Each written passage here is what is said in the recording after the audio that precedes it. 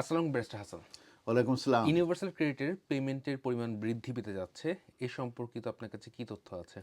এই সম্পর্কিত ব্যাপারে যে আপডেটটি আছে সেটা হচ্ছে গভর্নমেন্ট তারা অ্যানাউন্স করেছে যে ইউনিভার্সাল ক্রেডিটের উপরে একটি চেঞ্জ আসছে এবং সেটা এফেক্ট করবে প্রত্যেকের উপরে এবং এটা ইফেক্টিভ হবে ফ্রম এপ্রিল 2026 থেকে।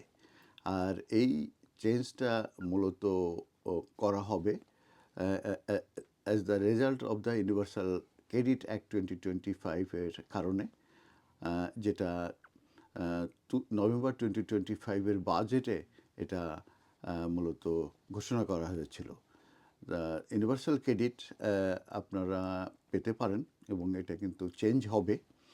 আর এটার কথা আমি যেটা বলেছি যে ইউনিভার্সাল ক্রেডিট কিন্তু স্ট্যান্ডার্ড অ্যালাউন্স কিন্তু এটা ইনক্রিজ হতে যাচ্ছে এবং একটি মান্থলি যে ইউনিভার্সাল ক্রেডিট পেমেন্ট আছে এটা standard allowance plus additional amount কিন্তু আপনি পেতে পারেন এবং এটা নির্ভর করবে বেসড অন ইয়োর সার্কামস্ট্যান্সেস।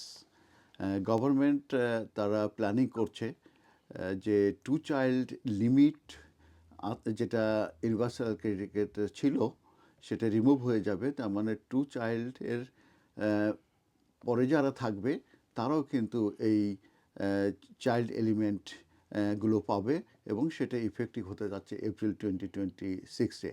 তো 2 চাইল্ড এলিমেন্ট এটা হবে, তার মানে থার্ড চাইল্ডও কিন্তু এই এলিমেন্টের ভিতরে আসবে এবং সে কারণে কিন্তু ওই ফ্যামিলিগুলো, ওই হাউসগুলো তারা কিন্তু ইনক্রিজ ইউনিভার্সাল ক্রেডিট পাবে। যেটা আমি যেটা বলছি যে তারা যদি 3জন চিলড্রেনের যদি 3 or more চিলড্রেনের যদি তারা রেসপন্সিবল হয়, যেটা এই মুহূর্তে 2 চাইল্ডের বেশি এই চাইল্ড এলিমেন্ট পাচ্ছে না, যেটা এপ্রিলের পরে যে কিন্তু এটা আর থাকবে না।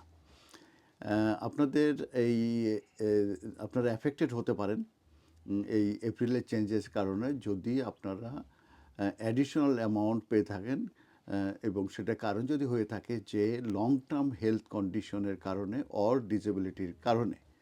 আর এই পেমেন্টকে বলা হয়ে থাকে limited capability for work related activity element এবং এই অ্যামাউন্টটা কিন্তু ডিক্রিজিং হতে পারে for most people who are not already getting, যারা এটা এই মুহূর্তে পাচ্ছেন না।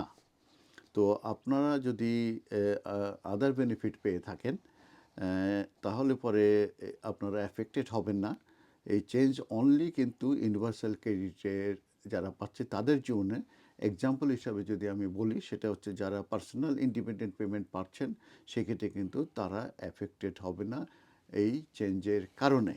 এখন আমি বলবো যে এই এপ্রিল 2026 থেকে কী পরিমাণ অ্যামাউন্ট বাড়বে সেটা সম্পর্কে আপনাদের সঙ্গে একটু বলে দিই। প্রথমে যদি আমি বলি যে কেউ যদি সিঙ্গেল হয় এবং আন্ডার 25 হয়ে থাকে, সেক্ষেত্রে তারা বিফোর 6 এপ্রিল 2026-এর আগে, তার মানে বর্তমানে তারা পাচ্ছে £316.98 প্রত্যেক মাসে।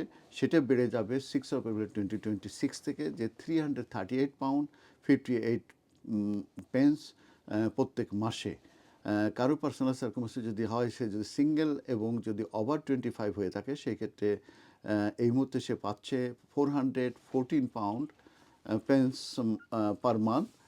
আর এপ্রিলের পরে যে তারা পাবে £424.90 প্রত্যেক মাসে। আর কেউ যদি পার্টনার নিয়ে থাকে এবং দুই পার্টনারই যদি বিলো আন্ডার 25 হয়ে থাকে, সেক্ষেত্রে এই মুহূর্তে £497.55 পাচ্ছে, সেটা বেড়ে হবে £528.34। আর যারা পার্টনার সহ আছে এবং যারা ওভার 25 বোথ যদি হয়ে থাকে, সেক্ষেত্রে এই মুহূর্তে তারা পাচ্ছে £628.10 এ মান্থ।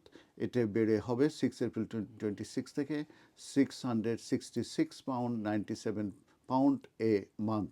আর আমি আগেই বলেছি যে 3 or more চিলড্রেন হলে তারা কিন্তু এক্সট্রা ইউনিভার্সাল ক্রেডিট পাবে এবং সেটা কিন্তু 6 এপ্রিল 2026-এর পরে, যেটা এই মুহূর্তে যে থার্ড চাইল্ডের যে এলিমেন্ট সেটা কিন্তু দেওয়া হয় না, কিন্তু এটা রিমুভ হয়ে যাবে এবং 6 এপ্রিল 2026 2026-এর পরে তারা পাবে, তবে তাদের জন্ম 6 এপ্রিল 2027-এর আগে হতে হবে। ধন্যবাদ।